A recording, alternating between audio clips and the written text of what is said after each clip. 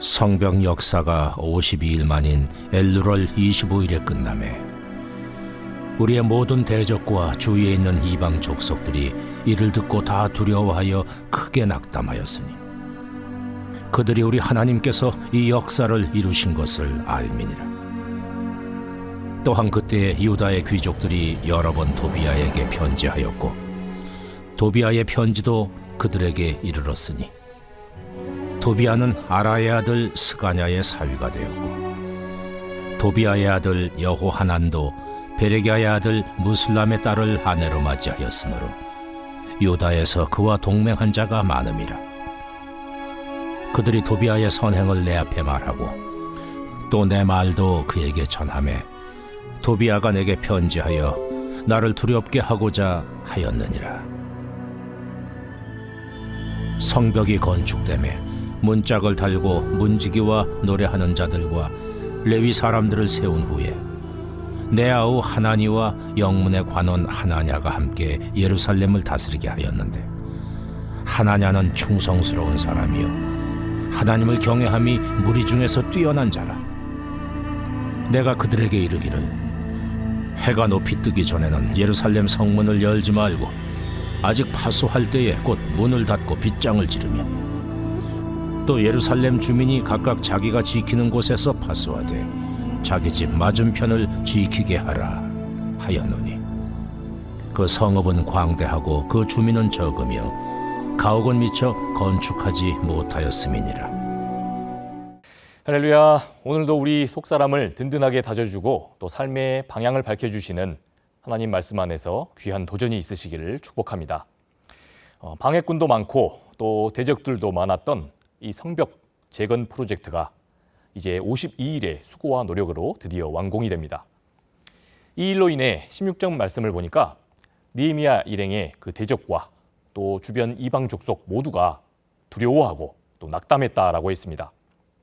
왜냐하면 결과적으로 그랬던 겁니다. 수많은 자신들의 방해 공작에도 불구하고 하나님이 이 모든 역사를 결국 이루어 가심을 그들도 똑똑히 보았다는 것입니다. 그런데 여기서 우리는 이러한 의문이 듭니다.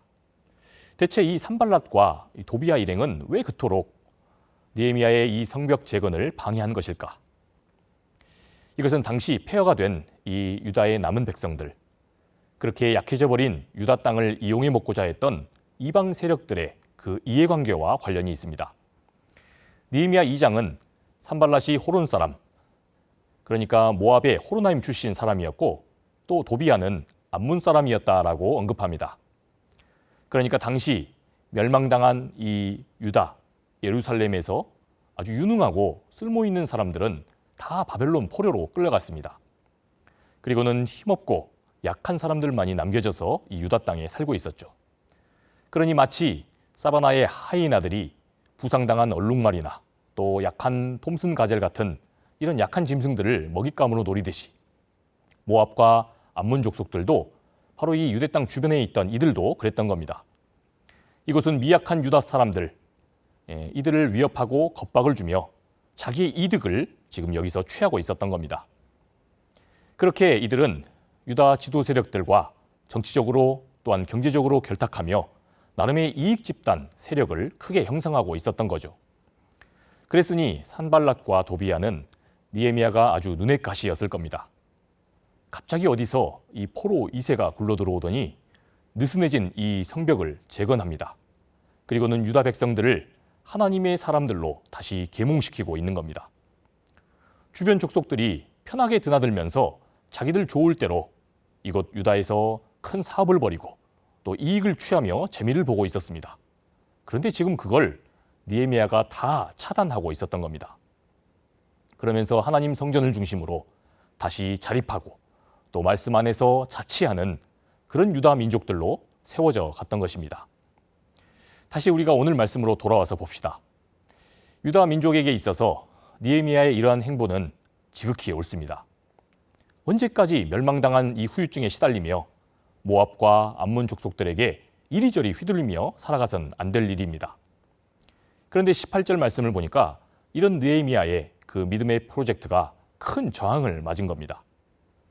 그 중에 가장 큰 적대 세력이었던 암몬 사람 도비아는 당시 지도층 인사 중에 하나였던 스가냐의 사위였습니다. 그러니까 가족으로 엮여 있었던 겁니다. 또한 도비아의 아들 역시 유다의 지도층 인사였던 무술람의 딸과 혼인했다라고 했습니다.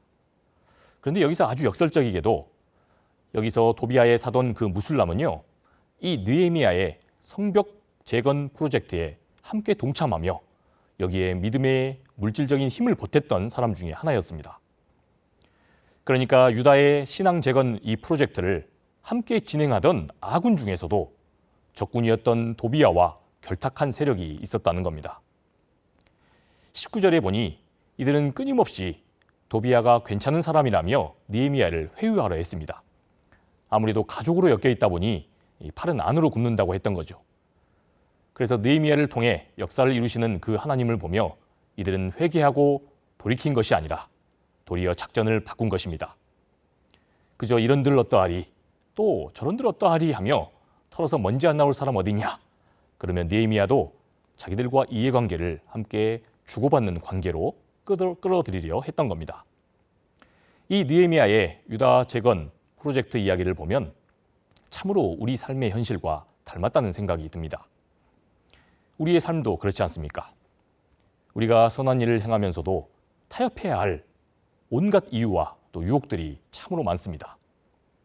그래서 믿음의 덕을 세우고 주님을 위해 시작하고 우리가 추진했던 일들이 어느새 사람을 드높이고 있고 또 거기서 사람이 영광을 받음으로 아쉽게 끝나는 경우들이 많습니다.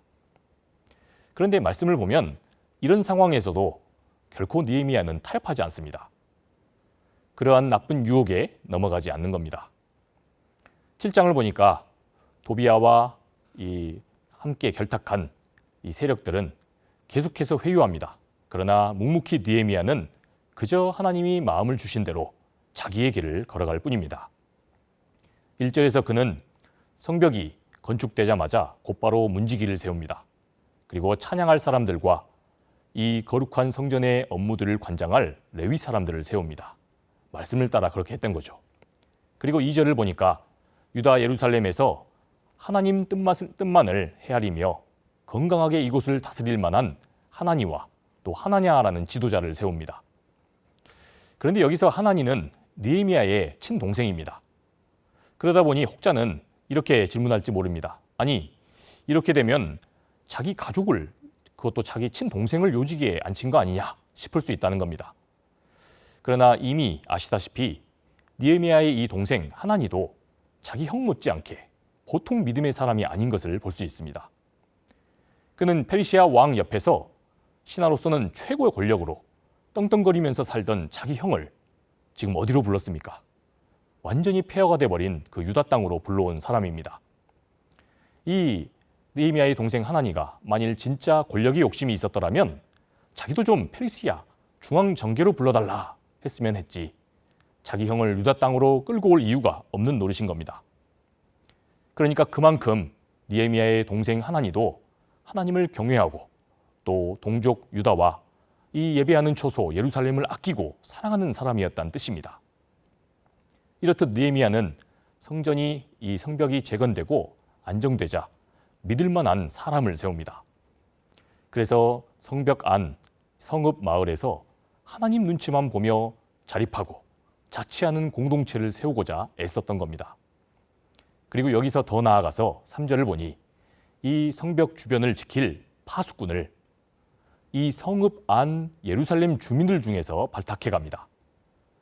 그렇게 자기가 각기 자기 집 맞은편을 지키도록 해 나갔던 겁니다. 여러분, 이런 면들을 볼 때 느헤미야는 정말 참으로 멋진 사람입니다. 하나님께 늘 착한 마음, 또 귀한 일에 헌신할 마음을 구함으로 어떻게 하면 공동체를 더 건강하게 세울까? 어떻게 하면 하나님 보시기에 더 아름답게 이 교회를 세워나갈까? 오직 그것만 고민하고 또 그것만 기대하며 그렇게 일하는 사람이기 때문입니다. 여러분, 이런 리더가 있는 공동체, 또한 이런 리더가 있는 교회, 이런 훌륭한 사람이 있는 교회와 그 마을과 나라라면 여러분 얼마나 든든하고 또 믿음직스럽고 아름답겠습니까? 그러니 사랑하는 여러분, 바라기는 우리 한 사람 한 사람이 이처럼 하나님께 그 좋은 마음을 받아 우리의 가정을 세우고 또 교회를 세우고 지역사회를 헌신적으로 세울 수 있기를 축복합니다. 마지막 4절 말씀은 이렇게 말씀합니다. 성읍은 광대한데 이곳에서 헌신할 주민이 적으며 가옥들은 미처 건축하지 못한 상태다. 여러분, 우리네 삶의 현실도 어쩌면 겉은 멀쩡해 보여도 속으로 들어가 보면 참으로 아프고 또 어렵고 상처투성이가 된 우리의 이웃들이 참 많습니다. 세상 속에서 교회가 주님의 이름으로 위로하고 또 치유하고 보살펴야 할 사람들, 그런 어려움들이 참으로 많은데 늘 헌신할 사람이 부족하고 또 헌신할 재원이 부족한 듯 보이는 것이 바로 우리네 실존인 것입니다. 그러나 그러한 중에도 묵묵히 하나님께서 우리 각자에게 분부하신 그 소명을 따라 하나님께 마음을 구하면 됩니다. 그렇게 하나님 주신 마음을 따라 그때그때 우리가 작은 일, 내가 감당할 수 있는 그 일부터 감당하면 될 일입니다. 그러면 그 나머지 우리가 감당할 수 없는 문제는 우리 하나님께서 해결해 주시고 이루어 주실 겁니다. 그러니 바라기는 오늘 하루 이러한 말씀 속에 이러한 믿음으로 나아가시며 주님께 작은 일이라도 귀하게 쓰임받는 저와 여러분 되시기를 축복합니다. 그렇게 날마다 하나님께서 우리 상당의 모든 가족들을 통해 계속해서 놀라운 구원의 역사를 이루어가시길 줄 믿습니다. 기도하시겠습니다. 주님, 은혜를 감사합니다. 우리에게 또 새로운 날을 주시고 또 우리에게 감동의 마음, 또 귀한 마음 허락하여 주셔서 우리를 둘러싼 우리의 가정과 또 우리의 또 교회와 또 우리의 지역사회를 섬기고 헌신할 수 있는 좋은 마음 주시니 감사합니다. 이러한 귀한 마음 붙들고 우리가 헌신할 수 있는 작은 일을 찾아서 오늘 하루 묵묵히 애써가는 우리가 되게 하여 주시옵소서. 그 나머지는 오직 하나님께서 이루어 주실 줄 믿고 그 선한 일에 우리가 날마다 열매를 씨앗을 뿌릴 때에 하나님께서 선하게 또 거두게 하실 것을 믿고 나아가게 하여 주시옵소서. 그렇게 오늘 하루도 하나님 붙들어 주실 줄 믿사오며 사랑이 많으신 우리 구주 예수 그리스도의 이름으로 기도합니다. 아멘.